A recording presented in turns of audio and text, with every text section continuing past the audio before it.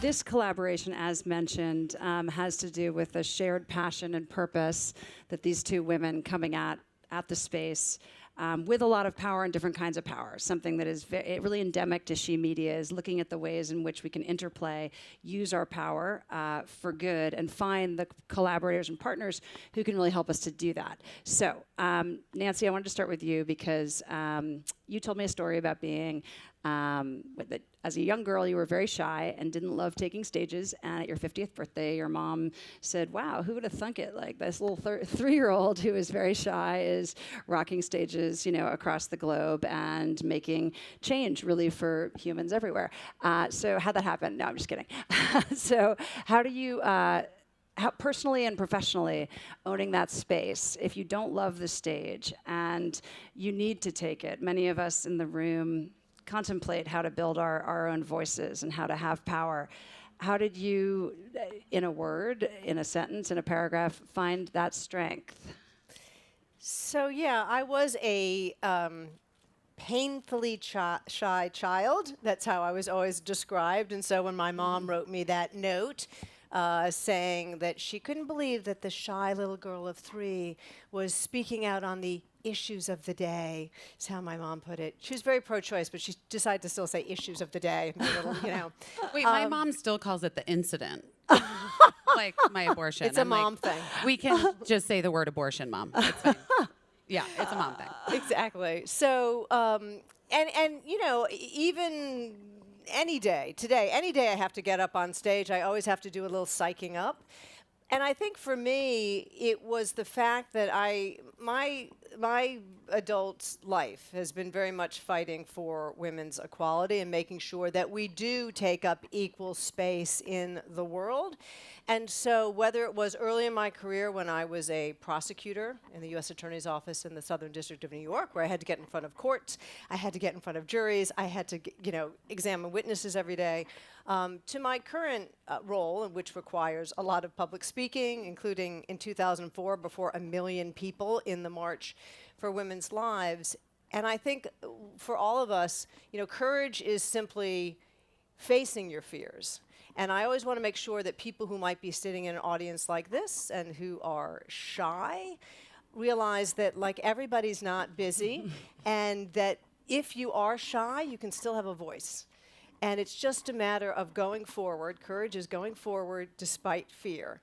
And so that is what I have done to be able to do what I have to do professionally, is to remember that I care very deeply about making the world equal for women. And so I try to focus more on talking to people in front of me than worrying about what you're thinking about me. I think that's a big shift for a lot of women in general, is instead of contemplating how are you seeing me, rather what do I want you to know, something you taught me. And Busy, you're epic in so many different ways. And I know that it's not, I'm just going to sit here and just Jones and girl crush and sweat against these ladies for the next 15 minutes. But your voice has been slaying it across, you know, from my 14-year-old daughter to myself to my husband can even agree on your programming, although he can't, right? I mean, they have their own problems, but that's not mine anymore, thank God. Yeah, I mean, look, I think, but sorry, what was your question? Well, it was working. No, I was just going to be like, and I like your hair. No, yeah, I know, yeah. I was going somewhere, I swear. We were talking about how one develops a voice. Your voice is really powerful, really relatable. A lot of people feel like they know you. But you also talked about something that I think is important for us to contemplate when creating content, which is to be self-aware. Not that authenticity does not mean share everything that crosses your mind. Yeah. I mean, authentic is just like, that's the buzzword, right? And like everyone's like looking for authenticity, and like brands want authentic voices so that they can sell their authentic products, authentic people. And it's like, well, I don't fucking know. But the truth is, I think that what people mean when they say, or what I think authentic kind of translates to, is being able to have some sort of self-awareness, and not just about yourself, but also like critically think about the world around you and your own audience and the kinds of things that and this is not to say that you don't put the things that are like deeply important to you forward, like for instance, reproductive rights, or in my case, right, or talking about my abortion. But I think you need to think about where that balance lies, and how to be aware of what maybe is too much, and pull back a little bit, and edit yourself. If you ever feel like I was scared, I was scared before I did that thing on my TV show, and I was scared for the same reason why I feel like a lot of women historically have been afraid to speak out about abortion, because the other side is the minority, because we know 77% of Americans believe that abortion should be accessible and legal to anyone who needs one. And so this minority of people who fervently believe that this is murder, and they believe that, and we believe that it's, It's not. we believe that it's them wanting to control women. I mean, that's what I believe anyway. Right. But, and upholding the patriarchy. But anyway, but they've been very scary. They're very scary, and they've been very loud. And they actually have been, at times, very violent. And people have died. Human adult people who've been... Yep. have been killed. So that fear was with me, but it didn't prevent me from doing a thing that I felt was the right thing, A, number one, but B, in the way that I wanted to do it, which was just incredibly simply, which was to say that this is something that is impacting all of us, that we will not have equality unless we have bodily autonomy, no matter what you believe. If you do not have equality unless you have control over your own body. And I wanted to keep it just very simple. And I think I think sometimes people get too, I don't know, like spun up, and they just want to make too much of a thing of all of it. And I think that sometimes you just have to really think about what it is that you want to come across in your messaging, and then put that out in the simplest, easiest way that you can. Does that make sense? Yes, absolutely. And I think that the resonance of me is evident. Its success and impact is evident, but I think it also feels to me very uniquely woman, in the sense that we do in our community and in many, we get a lot of the advice and the pathos and the comfort that we need to persevere and to lead and to win. We get it from our other women. And I think that is something that, putting yourself out there and saying, me, like you trust me, you don't hate me, is unbelievably powerful and, tear-jerking and all those things. And it also humanizes a really complicated set of issues. Well, yeah, like my point was always that it doesn't matter. I have friends who've had to have DNCs, who've had very wanted babies that, that their husband, they were very excited about, that have had, they've had abortions because of other, complications and things. It's never, the why doesn't matter, is the point. Like, it doesn't matter why, ever. But the fact that we need to be able to make these decisions with our healthcare providers, and that's it. That's the only people that belong in that conversation. That is the core of the issue for me. And, I think that we were talking on the phone a little bit about trap laws and how that has been a way that in the last 20 or 30 years, state by state, they've been able to sort of chip away at accessibility to abortion and abortion rights by making these laws like, the hallways in a clinic have to be 44 inches, and all the hallway, like a standard hallway is 41 inches. And so then, if your clinic isn't 44, you're shut down. And I think that a lot, I don't know, I'm like trying to see, I always try to see the ages of people here. You guys are probably millennials. I'm like the oldest living millennial of all time. I see an Okay, Xer. you're not. Loud and proud. Xers. So, okay, good. Me too. But so I think that for me in the last 20 or so years, as I was like becoming an adult, whatever, I just assumed that Roe was a given, that it was just a given. And I just lived in this bubble of like, well, it's a constitutional, it's been passed. We're done. And I wasn't paying attention. And I wasn't paying attention partially because obviously my privilege. Right. And then also because I lived in California, and it was just, it just didn't occur to me until literally last year. And Nancy, how do you make those things that don't occur to people, complicated legal questions, bills passing, extreme points of view everywhere? No one, as Busy I've heard say repeatedly, none of us are aspiring to get an abortion today. It's not something that, it's like, let's go to BlogHer and then get an abortion. It's not part of your plan. It's kind of fundamental to the right existing. How do you make these very complicated issues and opportunities accessible to everybody? How do you make them beyond the incredible advocates like a Busy and like Elizabeth Banks? How do you break it down? So sometimes we break it down to literally a hashtag. So we have a case coming up in the Supreme Court. It's going to be argued on March the 4th. And the hashtag for our case is hashtag my right, my decision. And decision is a double entendre there, like you're making the decision and the court's going to render a decision.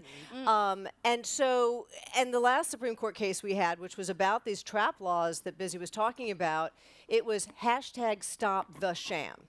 So we don't have time often to talk to people about the details of the type of restrictions that are not medically necessary that states are passing to close clinics. But what we wanted everybody to know is that these laws were shams. They'd closed half the clinics in Texas. And so stop the sham was our hashtag. So people would say, wait, what does that mean? Right. It means that they are trying to take your constitutional rights away with these sham regulations. And this time around, we're back in the Supreme Court. We are fighting about the same thing we won 4 years ago.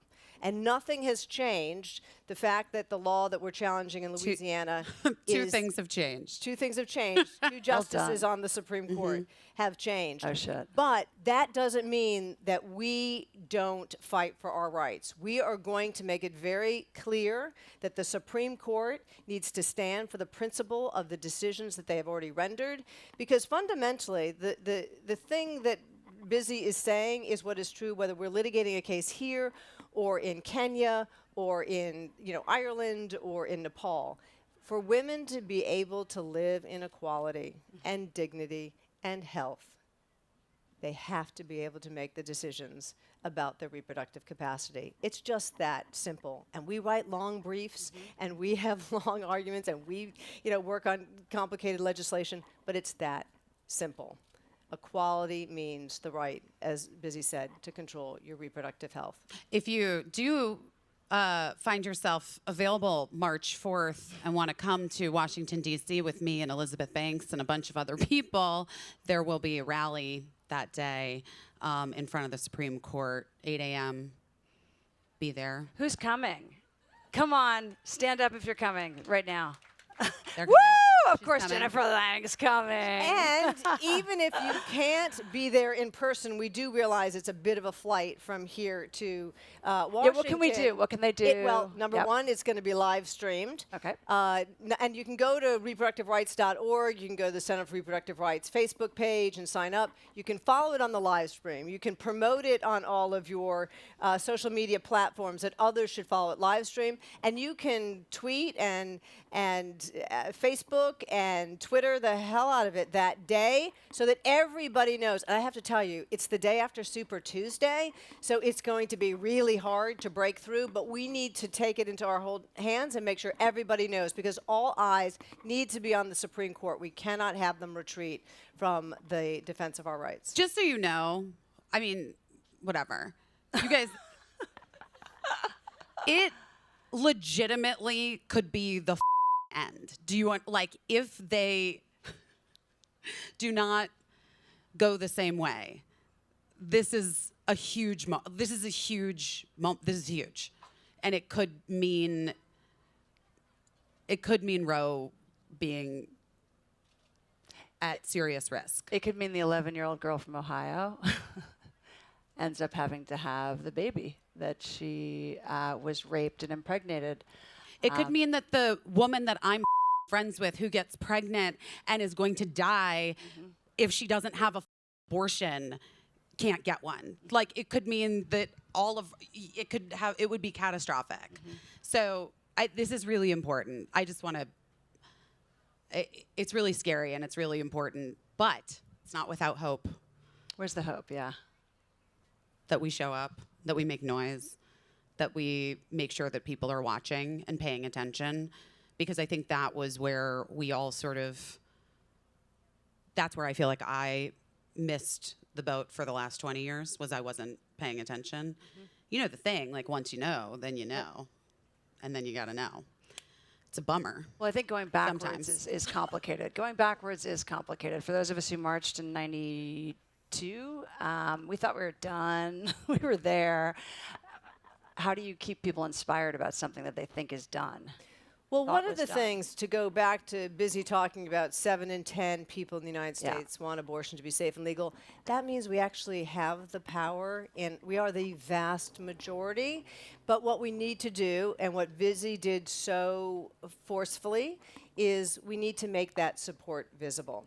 So, you know, join the movement to talk about your own abortion if you've had one, but you can also just make your support visible in any way, by writing about it on your platforms, by talking to friends about it in your community or your family members. Make the support visible. The bullies, the violence, the harassment, that's what's kept people quiet. 7 in 10, all we need to do to win this is to make our voices visible. And I have to say that a lot of people asked me after I spoke out about my show, and like I kind of said before, I was scared. I was scared of backlash. I was scared of, I already knew my show was canceled, so that was fine. But that was a joke. But I was scared. I was afraid for my family. I was afraid for my children. Like, my husband and I discussed it. We discussed it as a family. Do I do this thing? And I have to say that the response was overwhelmingly positive, and positive in a way that oh God, I'll cry. I'm gonna cry. Do it. I wasn't fully prepared for. I just wasn't. Even in December, I was taking a flight to LA and I was sitting next to a woman, and I don't know, we ended up talking for a bit, and she asked me what I did, and she didn't know, like, she literally didn't know who I was. And then I don't fucking know how it happened. Oh, my talk show. And she was like, busy tonight. Wait, was that? Oh. And then she proceeded to tell me a story about how she had her 4th pregnancy with her family, and she had a DNC last year, and it was really devastating to her. But because of the shame, she felt like she couldn't tell anyone at work, and she was a mess and really destroyed by it, and just felt all this shame. And then when the You Know Me thing happened, she did a whole post on her Facebook page, and all of these people came forward and offered her support. And she was like, and then it just hit me, why didn't I do this?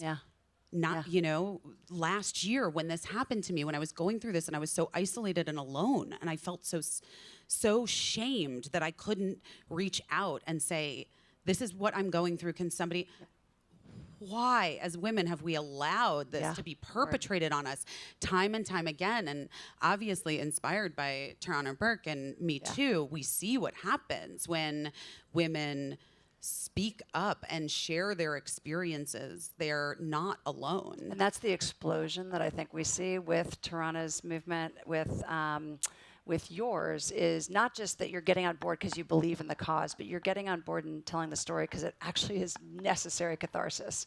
It's like, I got to get this out. And seeing that explosion is when I see for our women what you're doing for them. But that's part of the wonderful thing that you all have at your fingertips, is like being able to create these communities around you of women who have shared values, who maybe have different perspectives on certain issues, and you can have actual real conversations. And it's those sort of spider webs that end up kind of going out and continuing on and on and on, and really like making change and giving people a sense that they are together in this thing, and especially women. And we just, honestly, we have just for so long allowed ourselves to remain these little pillars of solitude. And and like sort of just like just you and your best girlfriend in the kitchen, like having a conversation. And here's like the joy of social media is that like we can have the kitchen conversation with hundreds of thousands of people around the country and really effectively make change, not just like in government and voting and these cases, but also, you know, in business and hiring opportunities and making sure that, you know, more women are given a chance, and talking about how much you're getting paid, because dudes do it all the time. And making sure that you're getting paid as much as that woman, and if you're getting paid more than that woman, and you know that you have, but she's a woman of color and you are not, maybe you say, all right, well, this isn't all right. Let's figure this out together. You know, this is like what women we have now. And the ability to do these things. That's women's community, and something that we at She Media have supported for years and are trying to learn more and more how to be systemically supportive of those things. I have a friend who recently didn't take a board seat because there were no people of color or other women on the board. And it was a nice paying board seat. It was you just sit back, kick back, go to a board meeting every quarter and get paid, you know, a few $100,000. So without making those hard choices, without not taking the role or demanding something better for your sisters, you're, you know, probably not using your power as you could. And I think that you go for it. I just want to jump in to really emphasize something that Busy was saying about shame, and it's designed to keep women small. And if you think about it, everything about our reproductive health cycle in our lives was made and still is to be shameful. Our periods are shameful. Oh my, the ability to get pregnant if you're struggling is shameful. Miscarriage is shameful. Having something go wrong with your birth is shameful. Breastfeeding is shameful. Abortion oh my God, not having shameful. A vaginal birth for a while. Exactly. Shameful. Oh, Menopause is shameful. We're supposed to be quiet about it. Don't tell anybody. And it's all made to make us feel small or in the world. So again, 100% what Busy's saying. All of these things are ways, because again, abortion is singled out. It's just part of the entire spectrum of reproductive health care, and all of it is made to make us feel like we don't have a place in the world because we have this different biological system than men, and we should, it's actually amazing that we have this different biological system than men, and we should embrace it and not not let people shame us into silence. No, I mean, even just like, I mean, like, I don't know what your choice of, like, you know, blocking blood is, but like, even just, I was just talking with my friend yesterday, with Casey, my showrunner from Busy Tonight, and she's like, yeah, I had found myself putting my stupid tampon in my sleeve, and I was like, Casey, get the tampon out of the sleeve, pull out the tampon,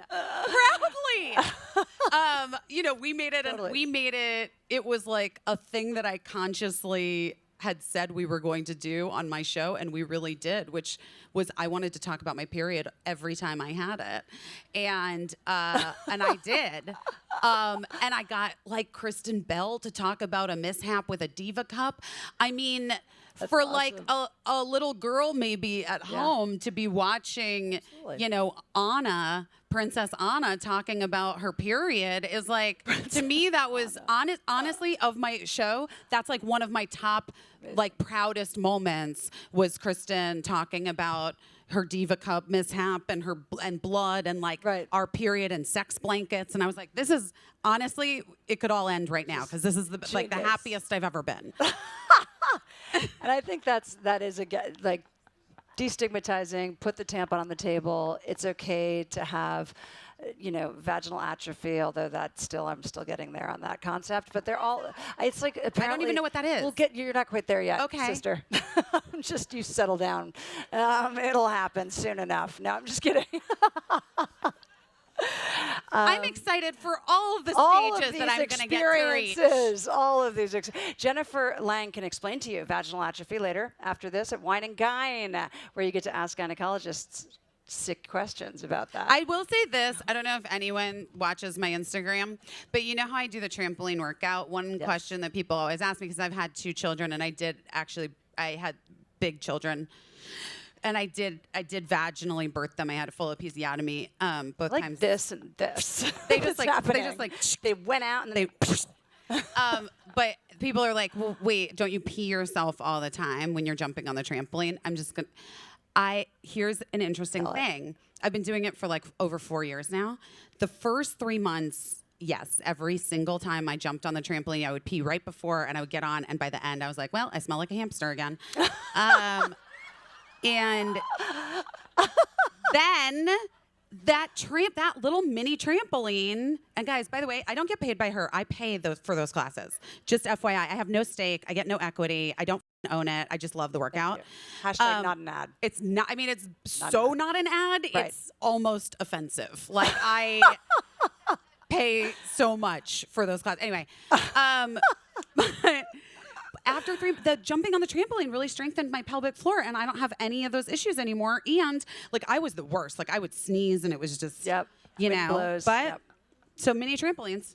Because Kegels, like who can do a Kegel? Oh God, I'm doing one right now, and it's not happening. It's not helping. I think it is nice. Like when someone says it, you do it. Yeah. But then you just are going to have to be in conversation with people all the time saying Kegel. Like it's not. Yeah. I like the trampoline. It's cute. But the it's mini hoppy. tramp, I'm telling you, if you consistently do it, it will strengthen your pelvic floor. A lot of you, maybe you haven't had children yet, or maybe you have. I don't know. But it's just a word. That's a word of advice.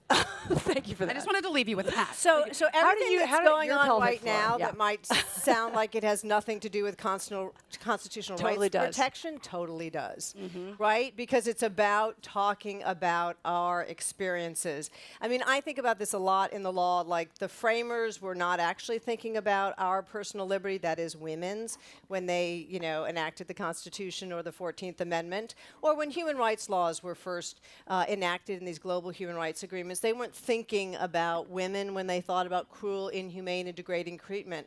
But we now win cases about the fact that depriving women of access to health care they need, including abortion care, can be cruel, inhumane, and degrading treatment. So talking about our experiences so that rights can be applied to our experiences, you're doing the work of constitutional law. So just keep on talking like this. Keep it up. Yep. And we'll close down. I know we got to do a big selfie, but both of you are freaking epic, and I so appreciate everything. You being here, like this power, this is everything, and I think everything that will change the world for the better and preserve the true health of women, which is we're here for meditation and for trampolines, but we're mostly here for the autonomy of our bodies, and that the equality, to your point, just doesn't exist without autonomy and ownership of that which we were born with. So unless we have final words, we're going to do, and I just had to throw this out because I feel like every time I hear Busy speak, it reminds me of something that I think Dax Shepard, no, you said it, the bitch contains multitudes. No, don't give him credit. I said you it. said it. Are you kidding? Said it. This. Patriarchy, shut me down. Yes, I'm sorry. I said it. You I know said a it. bitch contains multitudes. It's it was so just good. That was It's just so something good. that we said a lot in my writer's room for Busy Tonight. A bitch contains multitudes, which was, again, like I said in the beginning, like we can talk about abortion rights, we can talk about what's happening in our country, we can also talk about like this amazing Epsom salt bath that I got, and how it's made my life just a little bit more pleasant. At like Walgreens or something, if I recall. What? You got it at like Walgreens or something. Well, I got, yes. Okay. Every time I travel, I get Epsom salts. I Epsom heard salts this. will save your damn life. Not I don't the know if you're on trampoline. board yet, but get there. Get a bath. There's a girl. Sorry. Okay, I Get know a you're over. There's a girl. There's a girl that lives in our guest house, and she's very sweet, and she's like 24 years old, and our guest house doesn't have a bathtub. And the other day, I got a text from her, and she's like, "Hey," with like ellipses, and I was like, "Yeah," and she's like, "Would it be possible for me to come to your house and take a bath?" And I was like, I feel that so deeply. Obviously, yes. Come on up. I gave her a bath bomb. Yeah. So that's the I do, not just because I love the line, but bitch contains multitudes to me is what the women's health movement is about. It cannot be just, it's, to Nancy's point, the legislation, the votes, the overall overwhelming support is going to come from the ability to talk and the ability to get the vagina, the reproductive rights, the tampon into the daily conversation. It can't be the pelvic wall. Those are all our bodies. We need to be ending okay period speaking. poverty. Yeah, that's in right. this country That's right. as well as around the world, but but in this country, girls are missing school. Yep. So that's all. If you can riff and go in and out, then that's what all of y'all content makers get to do for the movement, is to make it not come over here and let's talk about reproductive rights. Let's whisper about our periods or our hot flashes or our miscarriages. But, you know, it's just bitch contains multitudes. It's all happening all at once. Yeah. Okay. Thanks, Thank you, guys.